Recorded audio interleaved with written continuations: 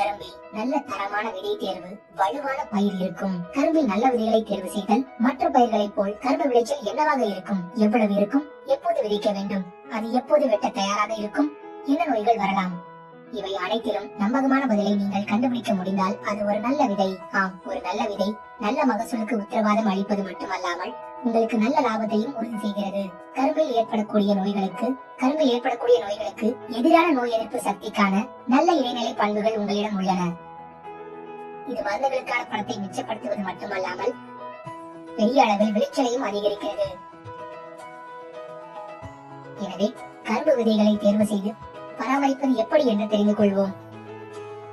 கரும்பு விதைகளை தேர்ந்தெடுக்கும் போது எடுக்க வேண்டிய முன்னெச்சரிக்கைகளை பார்ப்போம்.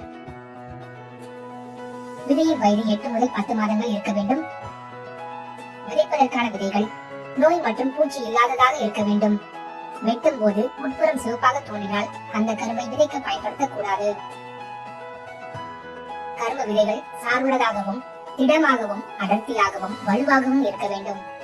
விதைகள் தூய்மையாகவும் அதே ரகமாகவும் சீரான வளர்ச்சியுடனும் கலப்படம் இல்லாமல் இருக்க வேண்டும். விதையின் கண் பச்சையாகவும் வலுவாகவும் உழைக்காமல் இருக்க வேண்டும்.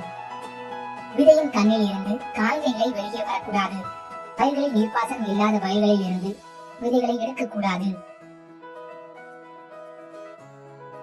10 மாதங்களுக்கும் மேலான மற்றும் முளைத்த விதைகளை தேர்ந்தெடுக்க வேண்டாம். ஒரு தனி வயலில் விதைகளை விதைப்பது சிறந்தது மற்றும் அந்த வயலை எந்த பாதகமான சூழ்நிலையில் இருந்தும் பாதுகாக்க வேண்டும். உரம் மற்றும் நீர்ப்பாசனம் அவ்வப்போது செய்து மருந்து தெளித்து பூச்சிகள் மற்றும் நோய் வராமல் பாதுகாக்க வேண்டும்.